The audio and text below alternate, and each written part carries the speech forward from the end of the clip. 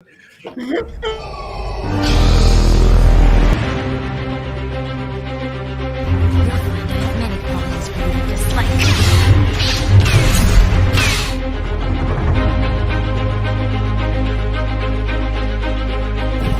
vengeance. Wakanda forever! Yo, what is going on, you people? How's everyone doing tonight? I hope we all doing good. You know what? A little bit of a different intro for a different show on the channel for the Suit Up Roundhouse or Round Table. I was thinking of a roundhouse kick. I was thinking Jackie Chan in my head as I was saying round table, so don't blame me, people. It's still film related. But you know what? We are bringing a new show with you guys every Thursday, the Suit Up Round Table, where a group of us just come here, chill, have a beer, and talk about news this week. And bro, there has been a shit ton of news to come out this week.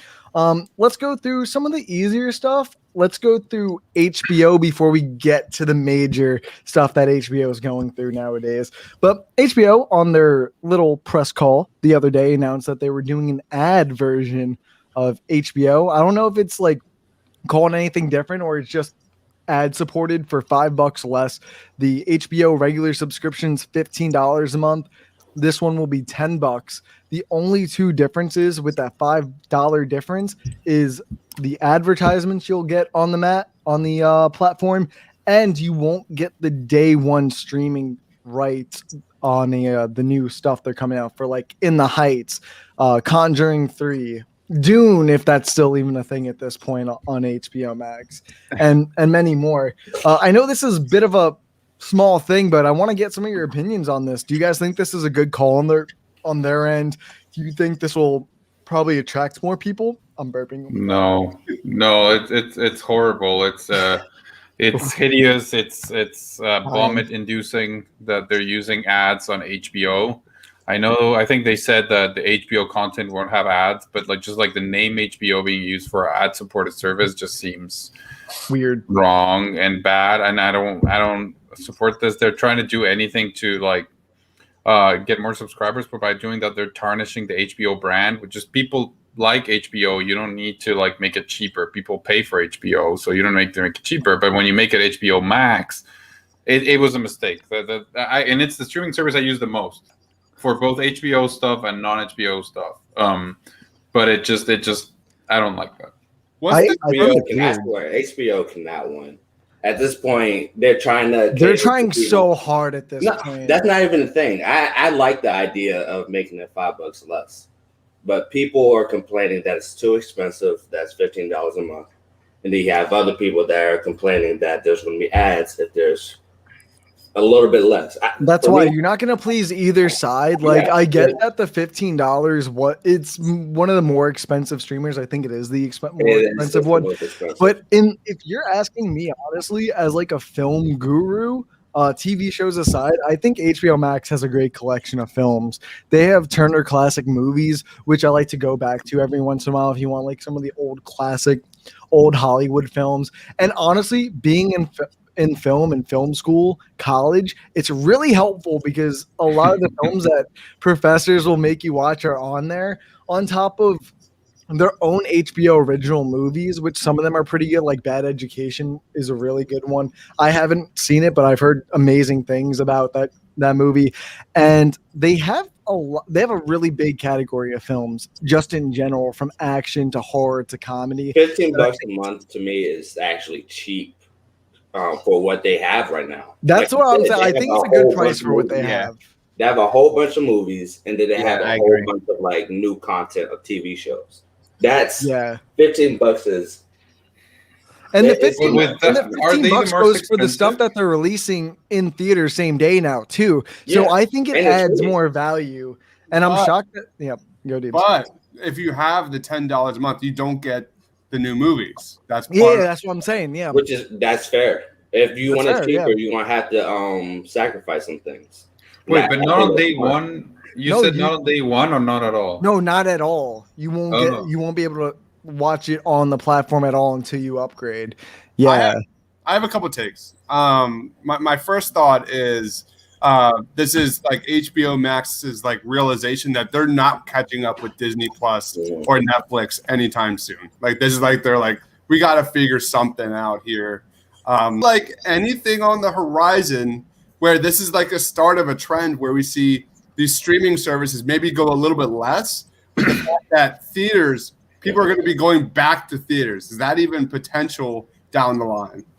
For me, I don't think that the issue is people are going back to the theaters. I think HBO Max, they need a superhero. This is the thing right now. Every streaming service needs like that superhero type of thing. And what is it? HBO Max doesn't have that right now.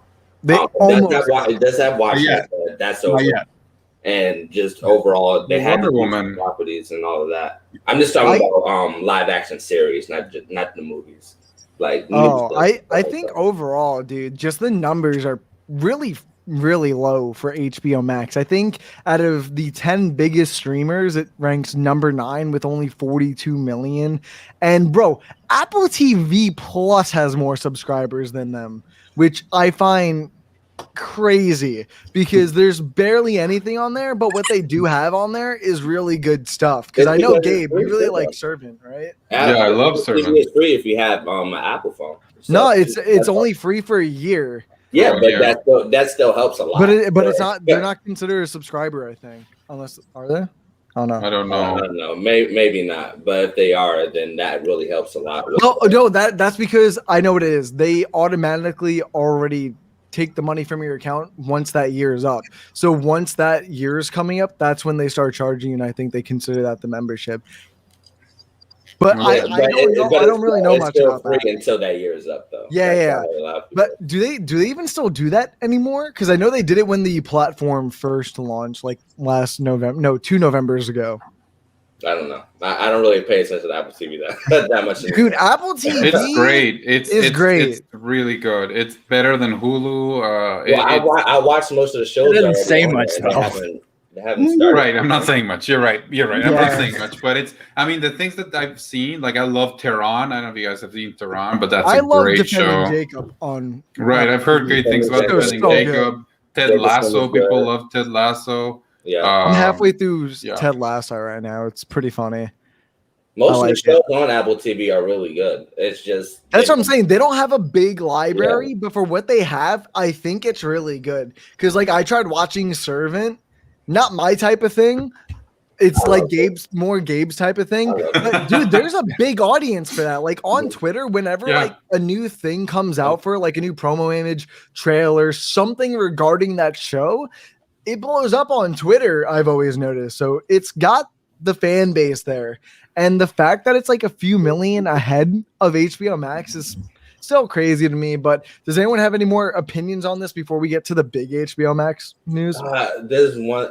I just hope that HBO Max does. There is still time for them to bring up the subscription. They're still fairly new, so 43 million right now is still good. Technically, it's just not as good. I'm not going to compare, but I'll agree with you. Yeah, I still believe that they have time to bring up their subscription, especially since they have a good amount of. I think they even met below what they were expecting for HBO Max. That's always the case. Even Disney Plus was below what they expected too. Disney Plus is way above. No, in their what's the name? It was below. No, it was below for this quarter, but I mean they've been like they have 100 million in a year. Yeah. They fucking launched like a rocket. Yeah, but they're number 3 streamer right is now. that sometimes they're always below they're 2. what they expect for that quarter or for that year. It doesn't matter when. I would just say HBO Max seems to be struggling with finding an identity. Yeah, I don't think they know what kind of streaming service they are, what they want to be. HBO had an identity and they killed that.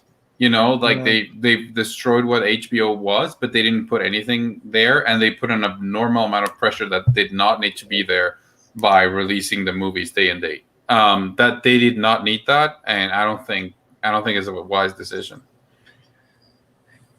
So what I think is like when it comes to HBO Max, I definitely think like arguably, like I think Ryan touched on it, of that even for the $15 you get like a good amount, and like honestly, when people like ask like which streaming service should I sign up for, I always say like just sign up for HBO Max. You're getting the most bang for your buck. Like Netflix like has a lot, but they're losing it, and then their original content is so average, pretty much at best. Aside from like the few like extremities, obviously Stranger Things, and things like that. Like they have those good things, but HBO Max just has a lot. Plus the day of movie release, like that's something that Disney doesn't even have. And unless you have kids, like Disney Plus, like I mean, Disney Plus has a lot of stuff, I will admit, but a lot of it I don't even watch because I mean it's not my demographic, obviously. And I mean, as you guys can see, like physical media for me, like the main draw, obviously, with Disney is Marvel and Star Wars. That doesn't pertain to me as much either. So like I watch like every now and again, like obviously the streaming Star Wars, because that's the only place you can get it. But HBO Max they have so much wide variety. Yeah, they have all of like Miyazaki's animated, like Studio Ghibli is on there. Like there's not really, I don't think there was any other streaming service that really had that stuff, and that's like quality animation. And they have things like, and then you have like, we'll get into a little bit like the Friends like reunion stuff, the Fresh Prince reunion stuff. Like they're willing to no, I'm definitely not. Peace Dragon is legit. Are we talking about the live action one? Don't start with that. I will say I respect Helen Reddy a lot, so I like that one for Helen Reddy. Just to comment on the kids thing, like Netflix Kids is so underrated. There's a lot of solid. I totally didn't know that was a thing. Yeah, it's actually Avatar, so that's done with. They've got it all. They've got Coco Melon. Like I've got a very young daughter, and there's so much there. And then Disney Plus, of course. Like, and I'm in that demographic of like I grew up in the '90s. Like Disney Plus, man, it's like that and Netflix. And as much as I love Wonder Woman and these maybe upcoming shows on HBO Max with DC, like I'm sorry, like they're just blowing everybody away. It's not as much as like this ad stuff. It doesn't really matter to me. It honestly does not matter. And you don't even need the ads. If you just pay $15 or $5 more, there's no ads, so there's no to worry or anything. So yeah, I don't think you're going to get a lot of people that I would definitely not like. I get annoyed with YouTube for free when I get ads. I'm not going to pay. I'll pay an extra $5 a month. I'll pay the extra $5 a month just for no ads and a lot more whatever, like just free movies. Yeah, like And honestly, this seems like a good transition to go to like the quote unquote. Oh shit! Don't, dude. I'm not trying to snap myself right now. Anyway, this is a good transition right here, bro, because this is the big news of the week, I guess you can say. So if no one's heard, Discovery Plus and HBO are merging together, bro. It seems like such a weird announcement, but I know when this came out, it was kind of confusing on what's going on with everything in total, between who's the new CEO, what's going to happen with HBO Max, what's going to where and stuff like that. And dude, this was much bigger of a story than I actually anticipated when I woke up and actually saw it. So to break it down, you have HBO Max that was bought by AT&T, or Warner Media was bought by AT&T. I would say about a year, 2 years ago, I think at this point. Whatever, doesn't even matter at this point. And they admitted that it's hard to bring up a streaming service. And yeah, bro, you made it seem really hard. And so what's going to happen is Discovery Plus is coming in and completely overhauling it, I guess you can say. So the HBO Max CEO, or Warner Media CEO, is going to be kicked out, more or less. He's being paid out to leave the company, and the CEO of Discovery Plus is coming in to fill his position for both CEO roles of both the companies. So that's one of them. And what's going to happen to HBO Max? HBO Max is staying as a streamer. All good. No one needs to worry about that. But Discovery Plus was also its own streamer at one point, or technically still is because it hasn't crossed over yet. But Discovery Plus, the whole entire streamer in their catalog, Food Network, TNT, CBS, to name like the big ones, are gonna these I don't watch. transfer over to Not HBO CBS Max. though. Not CBS. Oh, CBS is with Paramount. TBS, no, TBS. Sorry, TBS. No, TBS. Yeah. Yeah, Okay. TBS. So that's like the general consensus of this merger. And AT&T is out. They completely bought out. They're terrible. like, fuck this. They bounce. But I'm curious to get some of your thoughts on this. It's a big story. That's terrible, especially since there's a limit to how much you can have on a streaming service. And to add an extra streaming service within the streaming service is the dumbest thing ever. So that means we're going to have less movies rotating within each month. And then I don't know. It's what Gabe was saying. They're struggling to find an identity, and it's. I think we're missing here what the important part. This is not about the streaming services. This is of how Warner Media is going to be operating now that it's going to be merged with Discovery. And the thing but here, they're also releasing a new name for the company too. Yeah, probably Discovery, Warner Discovery, and Warner Media includes Warner Brothers. And it includes like numerous other CNN, numerous other things. And I think this is a fantastic decision. Like this is the best thing they could have done because Warner has been operated by people that operate a telecommunications company for too long, and they have no idea what the hell they're doing. They like this decision to release movies day and date on the streaming services and on theaters was a decision made by a guy who works on a phone company, and like and now they'll have a guy, I forgot his name, the Discovery guy who knows the business. He knows creators. He knows how to deal with these people, even though he hasn't done movies yet. He's been doing TV for a while, but he knows how to do this, and that's what they need. Because Warner has been known as a studio that works with creators. That's what they're known for. Like they that's why they have long-standing agreements with people like Christopher Nolan, the Wachowskis, people like that. Well, I mean, he might come back after this. I wouldn't. I feel like Christopher Nolan's too stubborn to go back on. Yeah, Zack Snyder too. Yeah, Zack Snyder too. In a way, yes. But Zack Snyder's. Jack already said Warner doesn't want hm anymore. Well, probably not anymore because probably a guy who runs a phone company thought it would be a good idea to pay $70 million to kind of like fix a movie and make it 4 hours long. Didn't someone get fired for that? Like, somebody should. Well, I think Jason Kyler. Well, Kyler was fired for it because it was ridiculous to spend. I love the Snyder Cut, but paid out, which is the formal way of being. Right, I mean, he'll be fine. He'll get $20 million. He'll be fine. But I just think the fact that they're bringing Warner back to the creators is going to be fantastic for Warner. Like this is like their third chance, though. This has to be third time is the charm.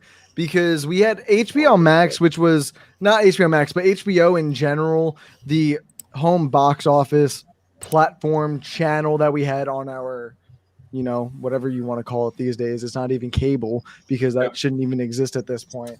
We had that phase, and then we started transferring into the streaming service with AT&T once AT&T bought out, I forgot who was before them that ran the company. Now we're in the third phase of a company trying to build up Warner Media and now HBO Max at the same time, because Warner Media also has a bad reputation at this point, just from the behind the scenes of Zack Snyder's Justice League alone, on top of the creative decisions that they've been going against with other creators other than Zack Snyder.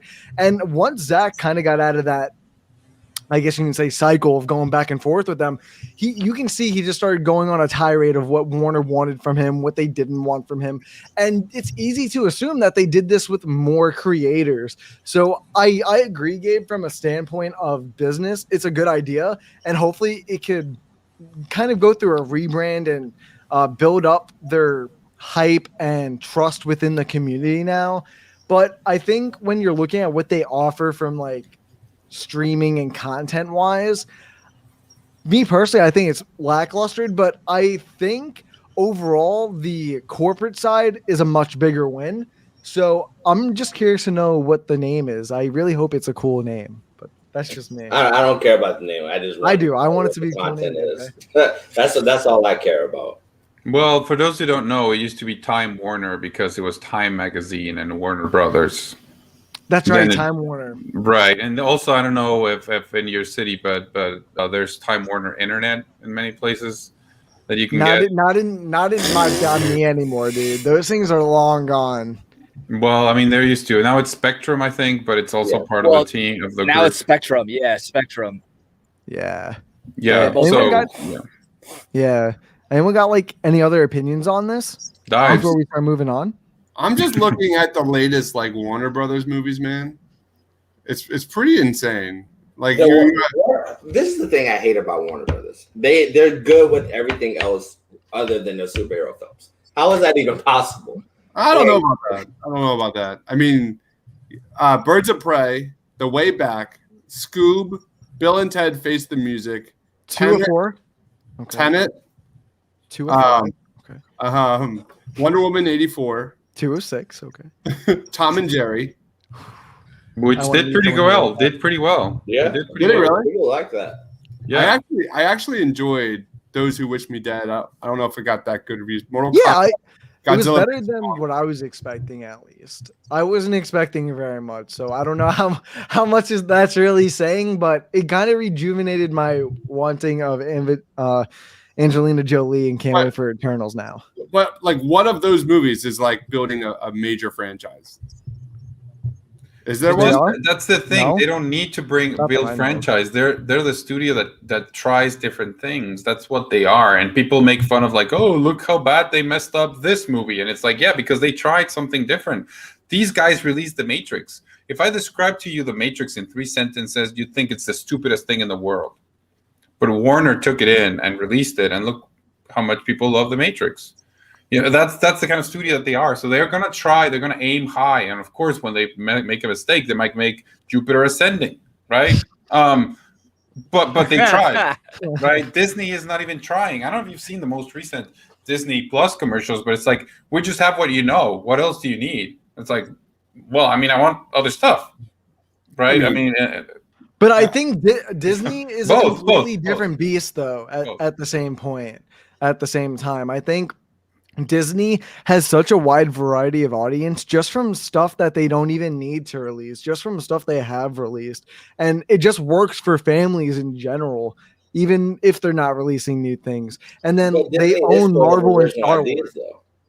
Dude, yeah, but that's where Marvel and Star Wars comes in. I think that's where the new and exciting ideas come from. And then they got like the Big Shot to come in. Dude, Big Shot is terrific. Is it? I've not heard anyone talk about it. Big Shot is excellent. The new Mighty Ducks show is excellent. Like, it's not bad by any means. It's actually really good. And yeah, I'm just speaking to my demographic, which is watching the old Disney animated films and the old Pixar movies. That's the majority of the time what we watch. So, like you said, Ryan, like, I'm hooked with the MCU and Star Wars TV series, and that's good enough for me. I'm with Gabe, though. I hate the idea that people are complaining that we're not getting original movies. But when Warner Brothers does something new every time, the same people complain that it's stupid, but they're trying to do original things. So a lot of people won't support those. What's an original thing by Warner Brothers? What was the last one? Jupiter Ascending. All right. What about before?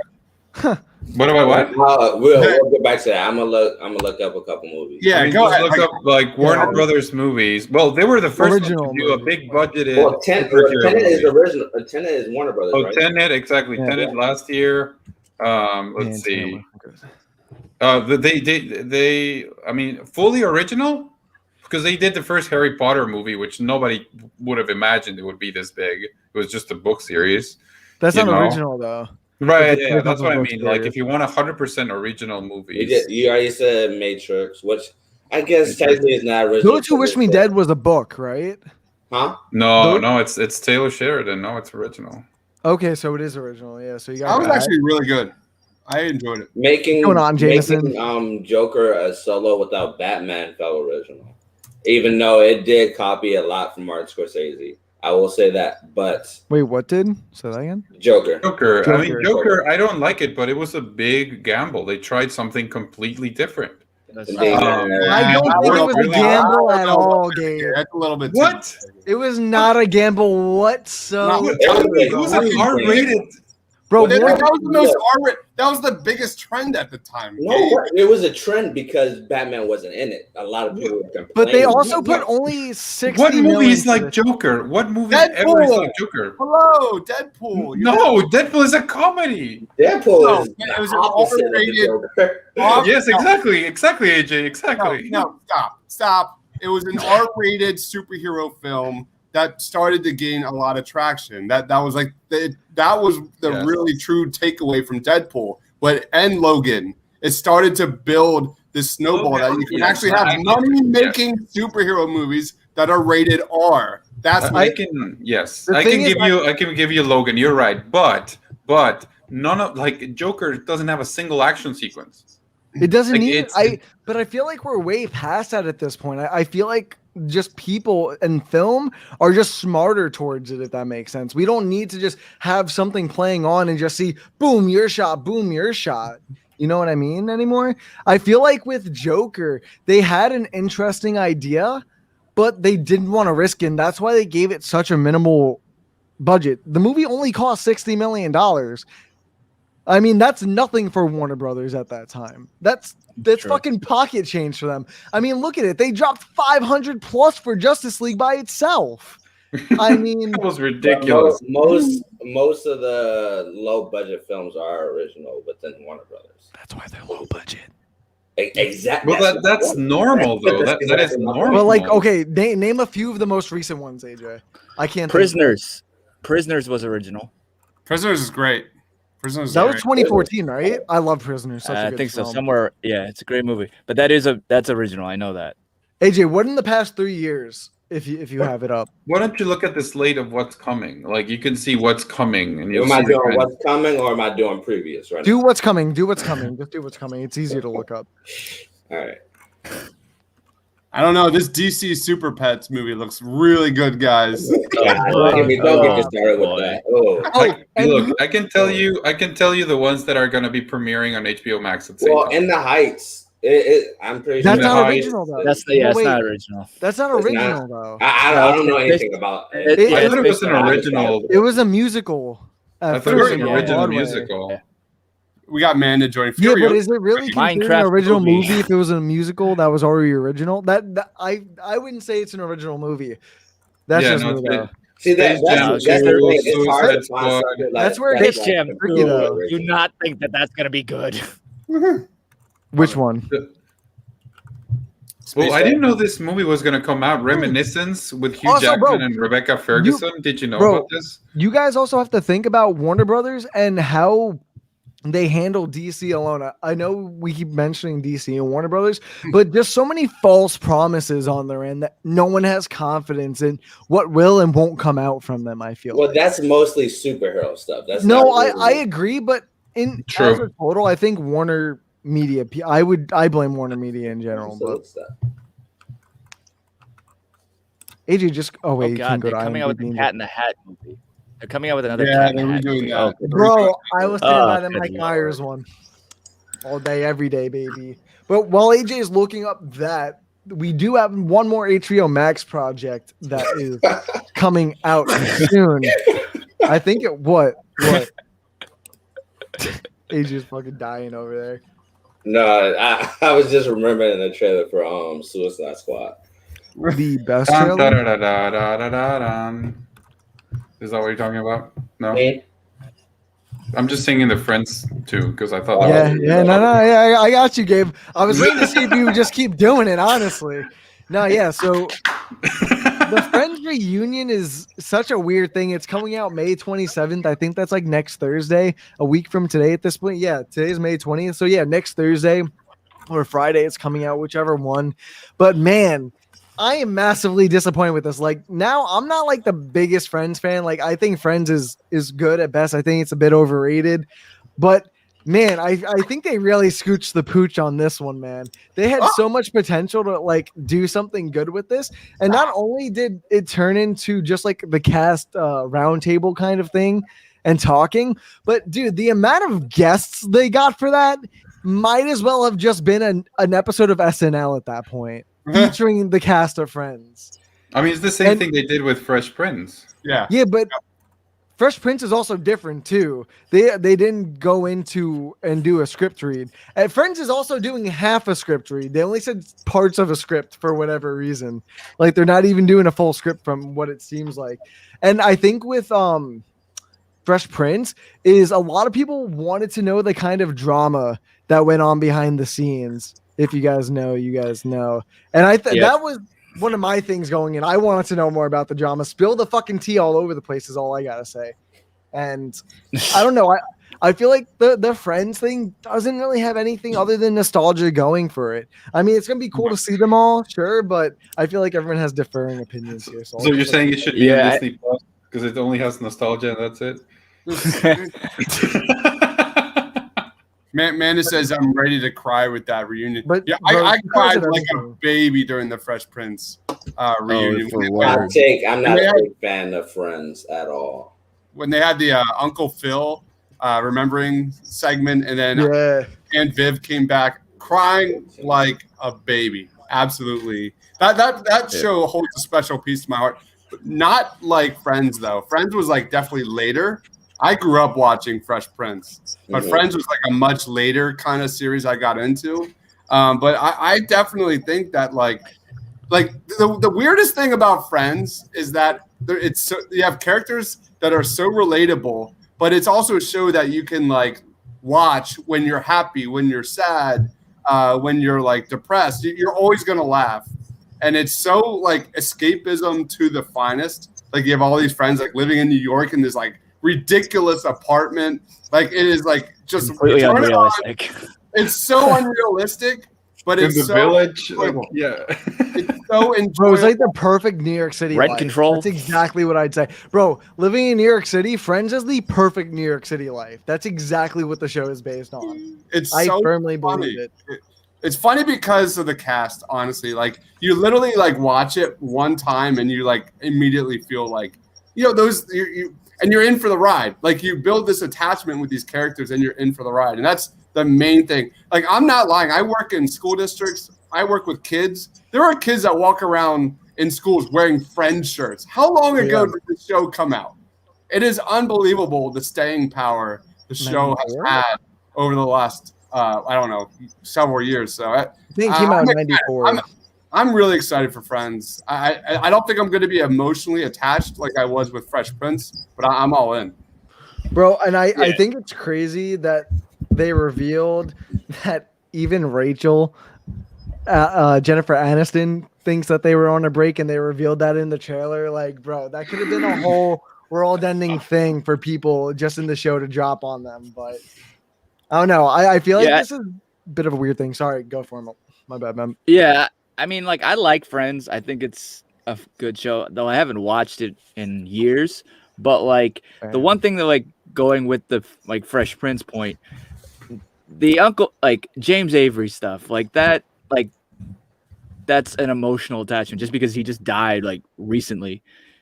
Friends doesn't have that. I mean, obviously, I don't want anyone to die, and that gives good, like, people to bring in, but I mean, like, that is something that brings, like, the Fresh Prince, and then what you said, right, with the drama stuff, that is a lot of stuff going on there. The thing is, though, like, what I also feel about the Friends one, it is nostalgic, but that's the main draw to it. That's really it.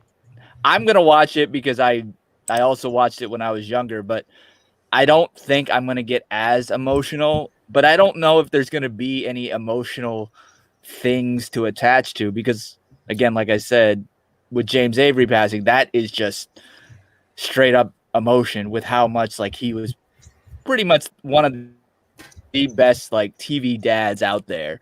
Mm-hmm. And, like, it's a tragedy that he died. And then you add in how, obviously, original Viv and Will decided to, like, obviously squash all that beef, and that was also emotional. And There's just a lot there that Friends I don't think is gonna have.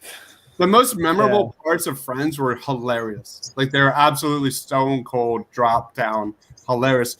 Some of the most memorable parts of Fresh Prince are those like tugging the heartstrings, like really they'll drop you down, like just crying. And that's part of the part of Uncle Phil there. He was that second father you always wish you always had, you know. Friends doesn't have that. It's not to that level of emotional attachment. And I think that's the difference there is that like when I go back to watch Fresh Prince on YouTube, I'm watching the scenes that like literally like will make me cry. When I'm rewatching Friends, I'm watching the bloopers. Pivot. It's fun. It smells like feet. I watch I watch Friends an abnormal amount. Like I've seen the whole series through several times. I cannot do that. I love it. I mean the reunion. I'm not super excited. I saw a pretty good joke on Twitter from a Mexican comedian. He said that the reunion is gonna introduce the seventh friend, and that seventh friend is Botox. All their faces are abnormally Botoxed. Like what was that? Even David Schwimmer did it. It's not ideal. Anyway, I mean, I wasn't excited about the reunion. I was just like whatever, but I liked the trailer. I'm 100% in. I'm gonna watch the hell out of it. One thing also that the Fresh Prince had is honestly relatively successful careers post the show, whereas Friends. Jennifer Aniston was the only everyone else kind of just. I guess you can say Courtney Cox too. They've all had something. They've all had like David Schwimmer was in the OJ song. Really hasn't had. Oh, Matthew Perry. Right. David Schwimmer had Band of Brothers. That was an awesome show. Matthew Perry had OJ versus the show. Too. Right. Yeah, he was in OJ. Really and but he was and he's the giraffe in Madagascar. Well, that's true. That's true. Yeah. I would say David Schwimmer and Aniston had the best longevity of a career. Oh yeah, I forgot about LeBlanc. Yeah, that's remember that Joey show? Bro, did paid like $1 million per episode for that show or something crazy. So I stupidly liked that show. Bro, It was good. Bro, LeBlanc made a new TV show. I think it was a British sitcom. I could be wrong. I think it was called Scripts or something. It's on Netflix, but it's fucking hilarious. I watched the show a few years ago, so it's very vivid what the name of the show is. I gotta even look it up at this point. But it's such a good fucking show that I don't know why it didn't bring him back into stardom. I think he's funny as hell. Oh, I've heard of Cougar Town. I've definitely heard of Cougar Town. Never watched it. It was canceled after same, I've heard one of that. season or something. It was canceled after the 6th season, 5th season. Lisa Kudrow. Sorry. No, Lisa Kudrow has been in several things. I was just saying they've all been in some stuff except for Matthew Perry. Dr. Ludo too. Yeah, Matthew Perry. Romeo and Michelle's prom. What was that movie? With Lisa Kudrow. Romeo and Michelle's homecoming or high school reunion. Romeo and Michelle's high school reunion. You guys ever watch that? No. Oh my God. She's I mean, the newest thing she's in is Space Force, from what I can remember. Yeah, Space Force. Yeah. I mean, that was an awful show, but she was in it. Does anyone have any more thoughts and opinions on the Friends special? I think we should move on before we make AJ. I can't respond to Deeply Good right there. I mean, he's not wrong. I'll give him that. I'll give Leo that. He's not wrong. I thought the same thing, bro. I thought it was I thought it was a MILF porn site more than a hookup site.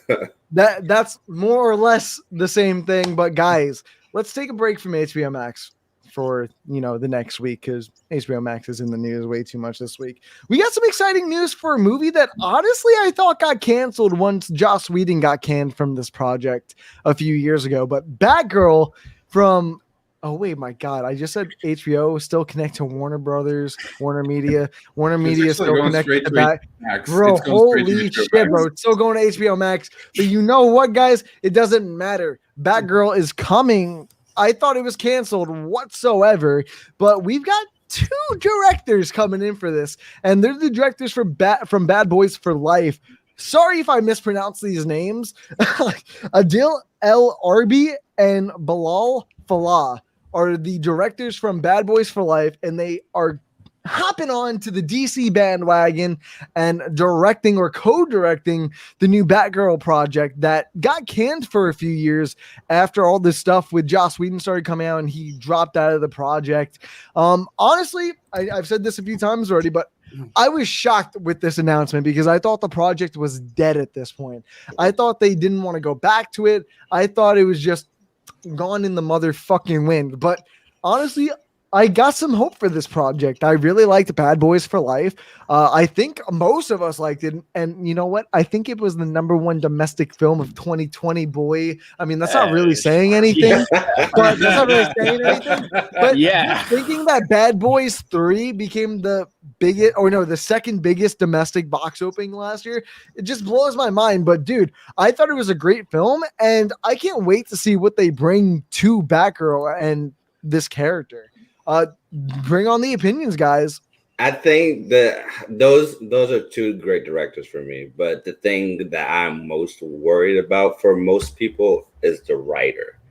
Wait, do they have a writer yet? Yeah, it's the writer. I didn't know that. Bumblebee, Birds of Prey. No, I didn't know that. I thought it was just directors. No, they got the writer. Oh, too. no. And there's a lot of people that don't like Birds of Prey. AJ, what's your concern? All she did has been great.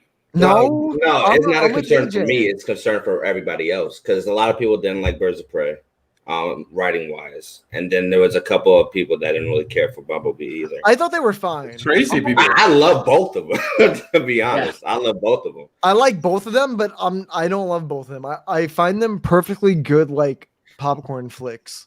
That's how I would see them. I thought Bumblebee was written well. I'm more curious than like, oh, this is gonna be bad, or I'm worried because this writer's writing this. You know what I mean?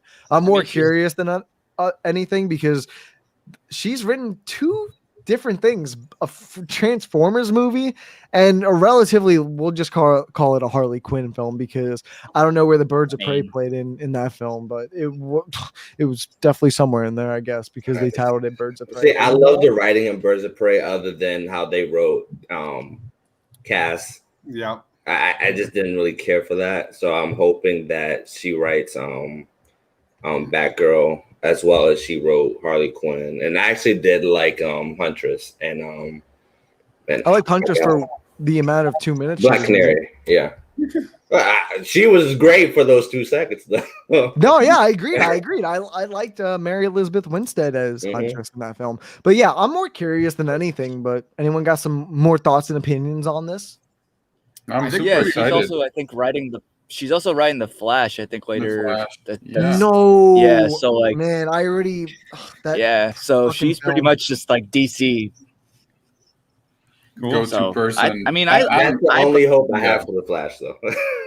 That's literally like the only. Really, you're not a big fan of what they're doing with Flash right now. I'm not a big fan, dude. I've become less and less excited. I feel, bro, I love Muschietti, but bro, I don't want to be that person, but it's Warner Brothers. I don't want to be that person, but it just makes me nervous because we all know that Muschietti has a really strong directing style and vision, and I just don't want Warner Brothers to like try and interfere with that. It could be another Zack Snyder, but I don't think it will be when it comes when it comes to like how far it went, but when it comes to just how much meandering they're trying to do to the project, because it seems like they're dipping their toes in a lot more than I have a little hope, since they're starting to fall back a little bit, especially with Matt Reeves and James Gunn. So I still have a little hope that they might not dig too much within Batgirl or the Flash as much. Well, the Flash is. I'm not sure. I'm still not sure about that one, but hopefully they won't do it with Batgirl. I think it's a really smart decision, because you have this super grounded, 7 Fincher-esque, the Batman film coming out. What do you know about Batgirl? We have Leo saying colorful palette. That's what Batgirl is. It's going to be very light. It's going to be very spirited. It's going to be really fun. That's kind of what Batgirl is going to present. I don't know. Recently, though. I'm going to say she hasn't been like that recently. I think that's a good bet. I think that's what they're going to portray Batgirl as. So it's going to be kind of a balance of Batman. It's going to be just her, standing on her own, being this independent superhero. I think that's a really good bet. It's 100% Barbara, right? I think so. That's what I read. I mean, that's what it seems like now. Barbara is like a super underrated character, I think, to use. Like you could easily turn that into, her rise from Batgirl, like becoming Batgirl, then to Oracle, and then her return. There's a lot of potential there for that as a character. So I think this is definitely this one, Batwing, Dick Grayson. We could definitely get Dick Grayson an appearance there. But that leads to like, how does it connect? Does it connect at all? How does it connect? Well, that's multiverse. That's the grave that the DCU kind of falls in. Like that's it, right? Formal, like that. They're just gonna try and make this multiverse. It's gonna be a hot mess where you never know who's gonna show up, essentially, right? So.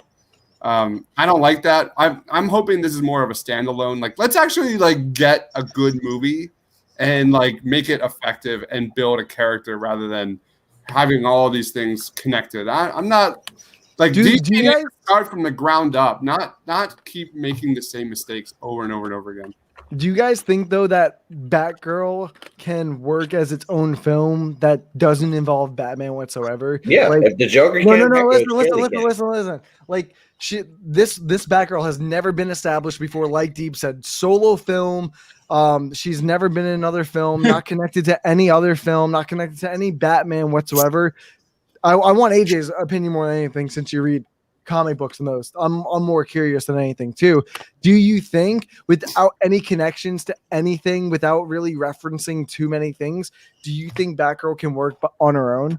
Yeah. Even without the knowledge of comic books, especially since they're going outside of comic book knowledge anyway, especially with the Joker. I'm surely, if a writer is good enough to do anything that makes us enticed within the trailer or within the movie itself, anything is possible at this point. But I do believe Batgirl can stand alone as anything is possible, just not under. You would expect though, Batgirl, the last scene of Batgirl is her joining Batman, right, AJ? That's got to be where this goes. That's the comic book fan of me. If I'm just saying as a film fan, that doesn't really need to happen.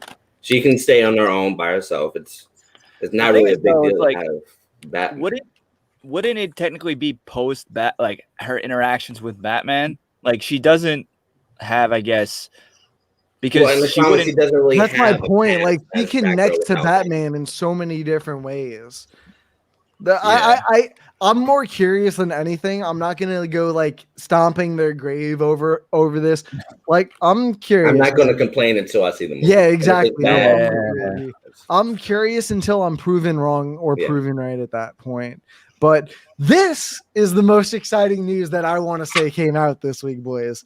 And that's Rian Johnson's Knives Out 2, bro. Instant banger, instant classic from 2019.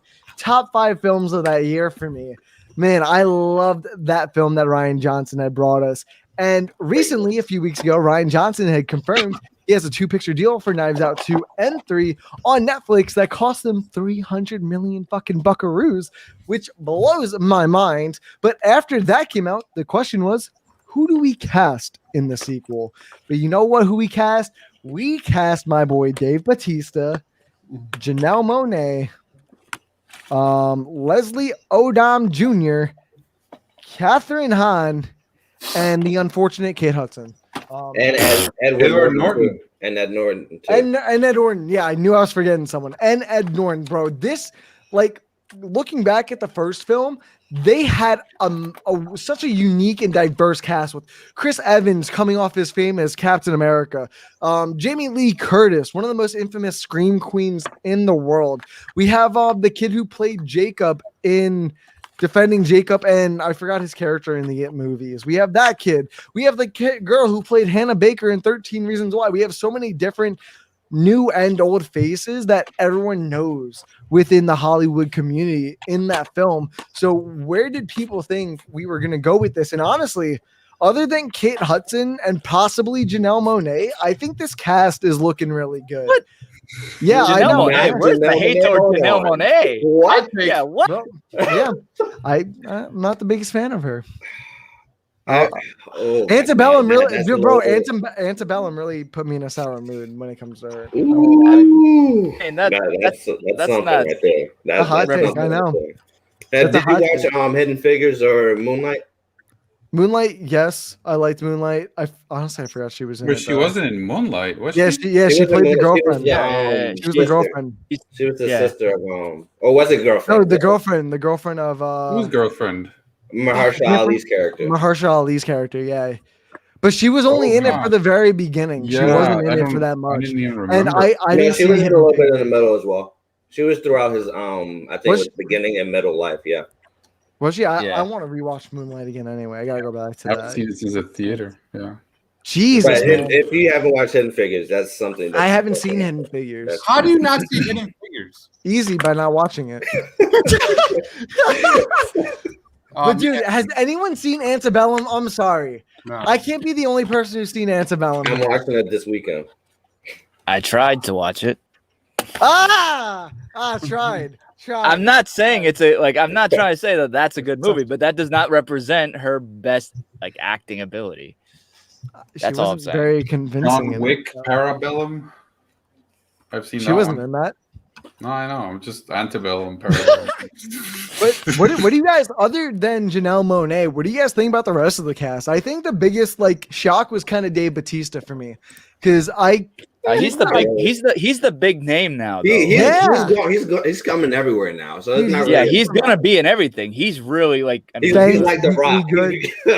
Yeah, he's just coming in everywhere. Yeah, bro. Yeah. And I saw Army of the Dead a few days ago, bro.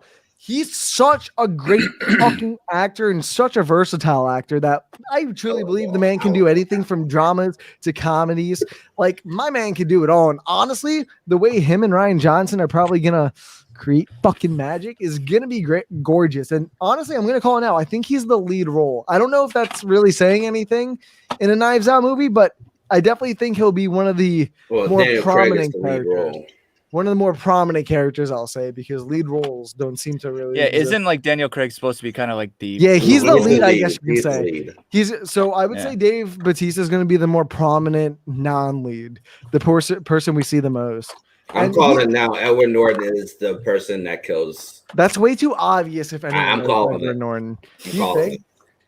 I think we need to do a spreadsheet, and we'll put money down, and whoever gets it. that would be cool. We could do 1 or 2. It was Agatha all along. Something fun. I think in true Ryan Johnson style, he will make the guy that you think is the hero the villain, because that's his twisting of expectations or whatever. It's going to be the one with the iPhone. It's not going to be the one with the iPhones. But I'm looking at my phone at the cast now, and I can't even imagine what this story is even gonna pertain to. I'm really curious to know what Ryan Johnson does with this film, because I don't know if I definitely don't think he's gonna go with a family film again, since that was the first one. It just blows my mind that he got these wonderful actors. Catherine Hahn is a fucking win too, especially coming off of WandaVision. I can't wait to see her in that. Leslie Odom Jr. proved himself really worthy in One Night in Miami. That film was great. And then, like I said, Janelle Monáe. And then honestly, the one that I can't overlook is Kate Hudson. I'm sorry, I don't like Kate Hudson. Just relax with Kate Hudson. Just chill, Ryan. She's great. No, she's not, bro. You gotta stop. Bro, the only time she was semi-decent was in a movie that pertained to her life. Almost Famous. What about How to Lose a Guy in 10 Days? How to Lose a Guy in 10 Days? She's great in that. Right? It's actually really good. You cut out on my end. Say that again? What Oh, movie? How to Lose a I Guy in think, 10 I think days. Ryan only watched I one haven't seen movie that. of hers, and that's it. No, I no, mean, no, no. Almost Famous. Almost Famous is hands down one of my favorite movies of all time, and she's Is great. it really? It is 100%. Oh, okay. That's not what I was expecting to get out of tonight. Is to find out that Almost Famous is one of your favorite movies. That, Oh, man. that kind of blew my mind. Ever. But does Ever. anyone have like any thoughts and opinions on the whole cast of Knives Out 2 and what we could see in the future? I love it. I love the whole cast. That's my thoughts. There you go. I love Honestly, like 7.5. I mean, like My with the money is cast, half. like I think they're all gonna be good. Like Ryan Johnson, like I guess Last Jedi aside, like I think like he's a great writer. director. Yeah, he's Yeah, good. like if you've watched like his old, like especially his older stuff, like I mean, I watched like years ago, Brick, like, and he's really good at like mystery type of movies. Yeah. So I don't think it's gonna be bad unless like he just stops I also caring, feel like which I don't think he would. I feel like Ryan Johnson was too limited in Star Wars. I mean, think that would obviously, be- you're so limited in a giant franchise like that.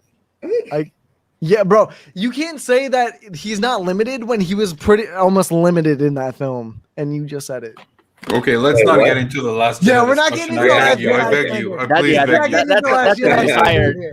Please, But- That's please. another debate for another I time. think I'm it's so on my funny knees. how I find it so funny how we're just at this point as a community where we're just like, now once Last Jedi comes up, it's just gonna I'm it's just gonna excited. become a I'm shit show. excited for his trilogy that's coming out. No, I'm yeah, excited dude. for it. The Knives Out trilogy is going to be fantastic. I love it. I can't wait to see it. And I'm really happy it's on Netflix too. A more direct way for people to see this amazing franchise. But this one doesn't pertain to me as much as some of you guys. But Dave Filoni has been named the creative director of Lucasfilm, right? Lucasfilm in Yep. total? Yes, sir. Okay, yeah. Double checking I got that right. Because Not like just I'm not films, as big of a animated. Star Wars person as you guys. Yeah, I mean, it's the best news of the day, probably best news of the week. If there's like anyone that knows Star Wars, like after George Lucas, it's 100% Dave frickin' Filoni. If anyone's watched Star Wars Rebels, if anyone's watched the Clone Wars, the Mandalorian, the upcoming Ahsoka TV show, he's written the first episode of that. This guy knows character development. We've talked about Warner Brothers and the failures of the DCU. What's exciting about this is that you have so many projects coming out of Star Wars. There's Star Wars project, film, TV show. There's a huge universe that Star Wars is connecting. And to put Dave Filoni on the top of that and be able to create stories and create a connectivity, this connective tissue that it's all going to work out, that is what is so promising. That's what makes me so happy about this. So, I mean, how can you not? If anybody doesn't know anything about Dave Filoni, just please, after this show, go listen to his speech about the Duel of the Fates and what that meant to Star Wars, where he broke down what that is. Please, just go check that out. It is just truly insightful about how this guy understands characters. And Gabe is like laughing at me or something. I don't know what's going on. Dave Filoni, he saved Star Wars, and we're here for it. Well, technically, Kathleen Kennedy saved Star Wars. Yeah, But, No, that conversation. I don't want to We'll get talk into about that. that that's Please. another We'll talk about that later. Last Jedi conversation right there. No. I think with this news, because I didn't hear about it until I had to prep for this show a little bit, but I think what it, as Deeves was alluding to, I think like what makes Filoni putting him there, I think it essentially puts him in a Kevin Feige type of position with the Star Wars universe, and that like we've seen obviously how well that's doing. No matter what anyone thinks of like some bits and pieces of the MCU, I mean it's connected extremely well. Mhm. And if they're able to like essentially replicate that with Star Wars, that's Bro, I Disney don't will see it. literally I don't be see a any fucking problems. gold mine at that point. If Disney, Well, I feel like Dave Filoni has been executive creative director for a while. He just hasn't had Especially the a little bit before the start of the Mandalorian. I feel like he's been in that role, and we're just now getting that news for fans and stuff. So everything that's going on with Disney Plus, with Book of Boba Fett, the Ahsoka series, that was all planned out by Dave Filoni, and I think the Mandalorian was like the testing waters. That's why we had Jon Favreau helping him out. Helping him out with story stuff and how to become a better film maker live action wise, because we all know that he is a great animated director and stuff like that with Clone Wars and Rebels and now Bad Batch and stuff like that. So I feel like what Dives was saying, Former was saying, I feel like he's going to be the Kevin Feige while Kathleen Kennedy finally sits back and just focuses on the money and just all of that, the rest of that stuff. Dave Filoni loves Star Wars. Like, if you ever see him like just talk about Star Wars, it's like Ryan talking about Infinity War. He just gets so giddy. Or The Office. Oh yeah. If you were talking about the score, him talking about the score, just listen to him talk about the Mandalorian and the behind the scenes stuff. It's great. I think it's one of the best things on Disney Plus is the behind the scenes of the Mandalorian. Just getting everybody's insight, especially with all the directors, and then you have Dave Filoni and Jon Favreau, just everyone talking about their love for Star Wars. And I feel like that's the start of everything becoming better within Star Wars and the fandom, stuff like that. I definitely think with Dave Filoni, Disney knows what they're doing at this point, and this is starting to turn into, I would say, a Marvel 2.0, where I wouldn't say Star Wars as a franchise or Lucasfilm was like as like almost bankrupt as Marvel was, or even close to bankruptcy. They were nowhere near that. Yeah. But listen. But from like a fan standpoint, just the critical reviews and coming off of the prequels that were really mixed, more negative more than anything, and even the sequel trilogy, each film progressively got more diverse. I think episode 7 there was a little back and forth.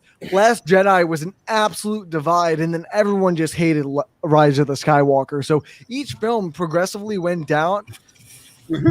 Gabe, please speak, please. I want to see. I'm curious. I love The Last Jedi. Oh no! Okay, I thought you were about to say Rise of Skywalker. Holy shit! Sorry. I love Rise of Skywalker. I love Rise of Skywalker. Rise of Skywalker. You love Rise of Skywalker? I did. I love it. I love it. I see, AJ. I keep telling you, man.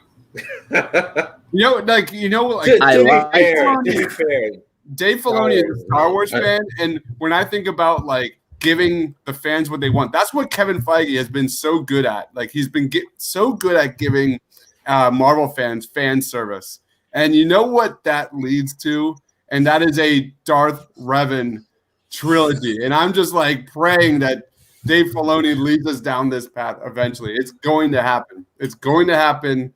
It's going to happen. Can I have a quick, like, somewhat negative take? Sure. Okay. I'm sorry. I apologize in advance, especially for Two Dives. I think I've had enough Star Wars. I think the brand has been incredibly tarnished. It's just an excess of Star Wars everywhere. And the problem with that excess is that we've come to realize, if you look at it, critically, is just the Star Wars universe is incredibly limited. There's only a certain amount of stories and plot lines that it can be about, and it's just recycling the same thing. So that's why they brought in, J.J. Abrams just did what had already been done twice. And then you brought in Rian Johnson. He did the exact same thing, but backwards. So that just means there's nothing new. And then Solo was the same thing. And then The Mandalorian is great, but it's also like basically what you've seen before. And it's just Star Wars is just the same thing. So, I'd rather have it in the hands of a fan like Dave Filoni who really loves it. I don't really know much about him because I didn't see Clone Wars. I didn't see Rebels. I don't know much about Ahsoka Tano besides her appearance in The Mandalorian. So I just don't feel passionate about more like 20,000 upcoming Star Wars projects. All right, I'm not going to try to dissuade you or anything. Yeah, I do agree a little bit that the live action stuff is completely limited to just the Skywalker saga. But since Dave Filoni is coming in, I feel like that we will become more diverse in the timeline where we focus a lot more with the Mandalorian type lore. focusing more on the Jedi from past, because Knights of the Old Republic is probably one of the biggest timelines within Star Wars history. It's can't even Really compare it pushed the to nerve anything on me, else. dude. But I feel like you have Revan, you have Maul, you have Bane, you have Nihilus, you have a lot of characters that don't really revolve around the Skywalker saga, like a Grand lot of the characters. Inquisitor. Huh? The Grand Inquisitor will be awesome. Yeah. There's a lot. I feel like there's a lot you can do, even more so than Marvel is doing right now with Star Wars. It's just that I think fans are just too focused on the Skywalker saga, and it's making Kathleen Kennedy focus on that a lot more, and that's why she put Dave Filoni in that creative seat. And that was my biggest take as well. Like when The Rise of Skywalker was done, the credits hit, I was so done with the Skywalker saga. And this is coming from a Star Wars fan. Like I'm tired of it. So like AJ said, that Dave Filoni is going to present us, something with Kevin Feige, like something fresh, something new. And you're right, Gabe. You're 100% right. You look at Mandalorian, we're rehashing Boba Fett. You look at all these different shows that are going to be weaving. Like look at Bad Batch, Admiral Tarkin. So you're not wrong, Gabe. You're 100% not wrong that for like a casual Star Wars fan, it's like all the same kind of stuff. But there are peaks in different areas of Star Wars that there aren't like literature on. There isn't information on. So it's truly a blank canvas, and I think that's what Dave Filoni could possibly bring is something new. That is fair. I mean, I'm not trying to like say you guys shouldn't like Star Wars. Like on the opposite, I hope you love Star Wars and love everything that's coming. And to be fair, I like the new trilogy. All three movies, I like them. Like I love The Rise of Skywalker. Like whatever. I wasn't fed up after it. I think I was at a point where I was just like, okay, that's enough. And then you go on the internet, and then it's just like that's truly fucking enough, because it just become like this political thing. Like people talking. Like a friend of mine actually. I mean, a friend of mine actually told me, like, I didn't like The Force Awakens. Sorry, The Last Jedi, because too many women were telling men what to do. Nice. Like, what the fuck are you talking about? Like, why? Like, what's wrong with you? Like, what are you saying? Like, it's a movie about spaceships, and it's just. It's stupid, and just Star Wars became this political thing where everybody hates and yells at each other, and it's just like it's a stupid movie about space. Well, that's slowly becoming Marvel too, because that's happening in the fandom as well. And a little, but not as bad as Star Wars. At least not in my I don't think they're so bad I'm as okay Star with Wars Marvel. or DC though. Star Wars and DC are by far some of the more toxic fan bases. Yeah. That's very true. I can definitely tell you there's two things I learned tonight, and they're both weird things. One, Almost Famous is Deep's favorite movie, and two people in this room actually like Rise of Skywalker. Well, this is the reason. More like one, because we have. I think it's three. Because No, Deebs. Yes. I gotta ask Deebs. Did you like Rise of Skywalker? I hated it. I God. actually did a review. We actually brought all of our gear, me and a friend, and did a review right after the movie in the theater. Nice. And if you want to look at an angry review, it's right there. It's right there. I hated it. It was shoving everything down your throat. Everything wrong with Star Wars. All right, this is gonna be the last thing I'm saying about Rise of Skywalker. Rise of Skywalker is proof that fans do not know shit about filmmaking. That's all I will say. That's a valid. No. Please elaborate. Yeah, please elaborate. I'm curious now. Okay, I think I get what he's saying. J.J. Abrams made this movie based off fan theories and what fans wanted, and then when they got it, they hated it. You know why? Because it wasn't really made. liked that one. What? I really liked Force Awakens. So I'm just talking about strictly Rise of Skywalker. I thought you just said Awakens. No. Oh my God, I forgot J.J. Abrams did Rise of Skywalker. Holy shit, bro. That really shows you that. Continue. I'm sorry. but yeah, I just feel like that Rise of Skywalker is proof that even though we get what we want, it doesn't mean it needs to be in the movies because it might not flow well. I will admit, Rise of Skywalker does not flow well at all. The only reason why I love it so much because all the fan stuff that was in there. That's literally the only reason why I loved it. In the case of Kevin Feige and Marvel, Kevin Feige doesn't really care what the fans want, even though that he knows what to do. Yeah, he does what he knows best. This is way more accurate by Leo. The Last Jedi hate is also proof of hate filmmaking. I mean, you know what the Rise of Skywalker felt like? It felt like that shitty ride you go to Universal Studios with, and you wait like 2 hours, and you go on, it's over in like 30 seconds. You're like, oh, okay. Yeah. It's over. True. All right, we're unhappy. Let's talk about something else. Yeah, so we got one more topic. Takes, but I'm not.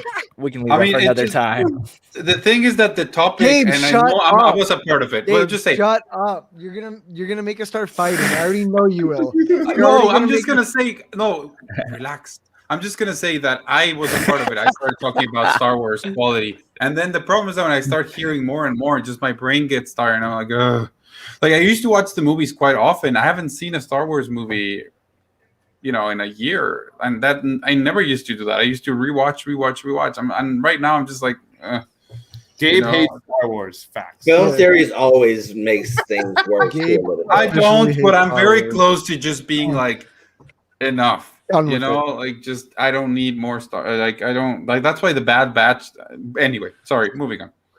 Leo, all I'm gonna say is that's just a bloodbath you're asking for. Yeah, I don't. That was kind of like Battleground defend the best sequel movie. Oh my god! I can't do anyway, Gabe, you keep your mouth shut, okay? So we've got one more topic to talk about, people, and I'm indifferent on this one because I feel like it's been overdone at this point, and I want them to do different animated takes, but they announced, I think it was yesterday, that they're making another Batman animated series. Like, I get why people are excited, but it just feels so recycled at this point. Why don't they try to do something different? But I'm gonna go to Formal first because you seem to be the only one excited here. Well, the thing is, I mean, based on just honestly the hype behind like Matt Reeves' movie, like having something with him involved, that's why they want to do it. That's one. Two, bringing in Bruce Timm again, like that, like with Batman, like he ultimately like knows Batman in like inside and out. Pretty much differently. What are they gonna do differently? I don't know, but here's the thing. It's the noirish. It's that Batman animated series noirish vibe is what I think that what Form was talking about.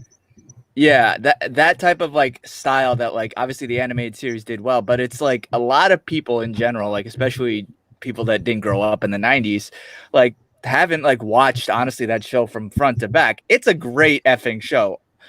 Arguably the best animated show ever made. No, I would agree. It is the best animated show. I would say that. I'm only saying some people wouldn't. That's all I'm saying. I agree. Yeah. But my point is that like there's so much honestly with you got to introduce like a new like obviously to new fandom, and right now the Batman that like kids have, I think the last one was the Batman if I remember correctly. I don't remember which. It was like a weird. It was like I personally didn't like it because I didn't like what they did. Like, was it Brave and the Bold? Was it Brave and the Bold? I don't remember. Oh, maybe it was that either on Cartoon Network or Nickelodeon. I remember it was on one of the two. It was it. Yeah. I there was one after Brave and the Bold. That's why I remember there was, but I don't remember like what it was. There was like, one that like did like Joker that like had like really long hair and kind of like he like walked. Brave and the Bold. Yeah, yeah. I'm not a fan of that. I didn't like the take on it.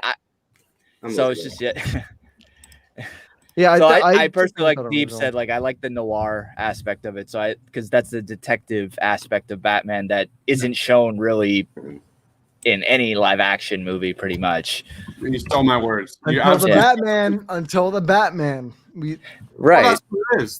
That's kind of why we're so excited about the Batman, is we're finally exploring the world's greatest detective. And you saw those like elements in Batman the animated series. You saw the human side of Bruce Wayne in Batman Mask of the Phantasm. That's what this is like we're actually going to be getting amazing stories of Batman, and not only Batman, but Bruce Wayne, and how his story weaves in and out of all these different villains and giving the villains the time of day. So when you combine that with the Batman and the year one of a lot of these villains and stuff, like there's a lot of potential. There's a lot of potential of just understanding what makes Batman, and I'm excited, man. I'm always going to be excited about more Batman the Animated Series. Come on, man! Like, yeah, go for it. The one thing that I'll say that is a little iffy about it, and this is kind of going back to what we just finished talking about, the J.J. Abrams part is like, I'm not confident in that yet. Like, that's the only kind of like yellow flag of hesitance that I have about that series, because J.J. Abrams hasn't, like, he's done decent things, but he hasn't hit every mark. Like, Lost was not. I wonder. I didn't finish that show, but I wonder from what I heard, it wasn't. Mission Impossible 3 was pretty baller. I was almost saying. I wonder what theme song we're gonna get for the show, because you had Batman the Animated Series. A lot of it came from the '89 Batman theme song. I wonder if we're gonna get the theme song of the new Batman animated show, part of the Batman theme song. That'd be really fun. Nah, yeah. Does anyone have any more opinions on this? Because we don't really know too much about this. It feels like a sort of, in my opinion, Gotham show versus the DC HBO Max one they're doing pretty soon. You know how people were fighting that they're 1 and 1 the same thing? I feel like it could be the same thing with the new Batman animated series, that they could possibly think they're doing something new when they're really not, and just rehashing a bunch of things from each individual show and calling it something new. I think that's like my biggest concern, but I'm not the biggest animation guy in the world. I think they need to like really sell me over at least. But before we start wrapping it up, does anyone have any more final thoughts here? I will say something real quick. I think I don't personally care at all about this show. I'm not a big fan of animation, and I've seen enough Batman, animated Batman. But I would say that one, for my friends like Deeps, Dives, that really like it, I feel happy, because when I saw it, I immediately thought of you, Dives. I was like, he's gonna love it, because I know you love the animated series. I mean, you know what? I remember as a kid being bored by that show, so I haven't seen it recently. Maybe it's great. But so for you guys, I feel really excited that you're gonna get something new. I mean, I feel it's great, and to be honest, like, for us, the animated series represented a lot. The first time I was exposed to villains like Mr. Freeze or Poison Ivy, or many of those villains was that show. So Harley Quinn. Why not make a new one? Harley Quinn, of course, yeah. So why not make a new one for the future generations, right? Make something for kids to watch, and then they will think about it when they're 30 years old and still talking about these things, But do you think we're still in that? But do you think we're still in that era where a bunch of with the world we live in now, with phones, all the technology, do you think that kids are gonna just be forced like down to sit and watch things on TV as much as they do, that we did, at least I would say? I think it's a much different world we live in. It's fair. I mean, probably not. But what we have to remember is that we're 30-year-olds talking about these things, and it's great, or 20-somethings. I don't know how old you guys are, but these characters are made for kids. They're made for children, and this show should be made for kids. It shouldn't be R-rated. That's what I'd like to see. And that's what why Batman the animated series was so profound. It was like this dark. Something like on Fox Kids on a Saturday morning. Like, what is this doing here? Like, it was just something so different than everything else. Like, probably Beast Wars came on before it, followed by Tiny Toons. You know what I mean? Like, it did not fit at all. And I think that's what was so special about it and memorable. But it was still like friendly enough that a kid like us would watch. It's a little dry. Yeah. It's a little dry. Yeah. It's a little dry. I'm not gonna lie. Other than like the Joker, what was that song like? Batman smells, Robin laid. And then, like, Meg, other than yeah, that, the Christmas jingle, bro. Who The doesn't Christmas love that jingle, bro. jingle? other than that, like there's nothing that kid friendly about it. Like it's kind of dry in that it's all story, at least from what I read last time I watched. Yeah, I No, agree. yeah. I think it has like some kid aspects to it. Obviously like nice colors and stuff, and there are some kid jokes every now and again, but there's just as much, if not more, adult, like real adult like themes. Like honestly, the Bruce Timm like universe is like they deal with like topics of like early death and like how do kids like process that, like, and then how that ties into religion, and like this is an animated cartoon on Saturday morning. Like this is a show, these are shows that you like I didn't when I rewatched it like maybe a few years ago, but you don't think of that as a kid. You remember like Batman's really cool punching this one villain. Like that's what you remember, and that's gonna happen in the show because it's a Batman show. But like when you're an adult and you go back and like look at it, and even like early adult, you realize that there's a lot more just adult themes in it, and that's why it lasts, like the fandom of it lasts so long. At least that's for why it's lasted so long for me. And then you obviously have the extended stuff like Batman Beyond and Static Shock, but that's another topic for another day. But like there's like a bunch of things that like came from this Bruce Timm like universe, and like if they keep that going, I mean, yeah, they can come up with some new stories. I'm all for that too, as long as they don't do the killing joke again. That's okay. They can stay away from that, but everything else like they'll stay with. Do you remember yeah. the one story about Charlie?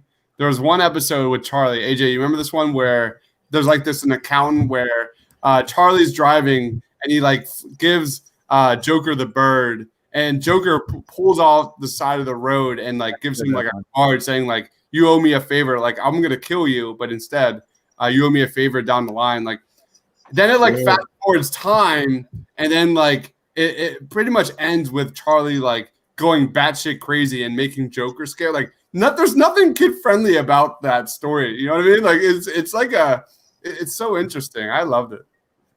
No, yeah, guys. Wow. This is a long episode. I didn't think we'd run an hour and 20 minutes on the first episode of the Suit Up Roundtable. But before we start closing out, guys, Gabe, where can we find and follow you, my man? You can find me at Film Opinionitis on Twitter, Facebook, Instagram, and filmopinionitis.com, where I write reviews about stuff like this, but also other things. Most recently, I wrote sort of like a love letter. So check that out because I'm part of that one. Damn, that's sick. What about you, Formal? Where can we find you, my man? At the Formal Review, pretty much Twitter, Facebook, Instagram, post reviews on a podcast. Yeah, and also trailer reactions and stuff like that. Awesome. Thank you guys so much for coming to our very first Suit Up Roundtable. But before you go, guys, don't forget to tune in tomorrow for these two lovely bastards review of The Bad Batch tomorrow. I think it's going to be around 6 o'clock. I could be wrong, but check our Twitter for that for the time.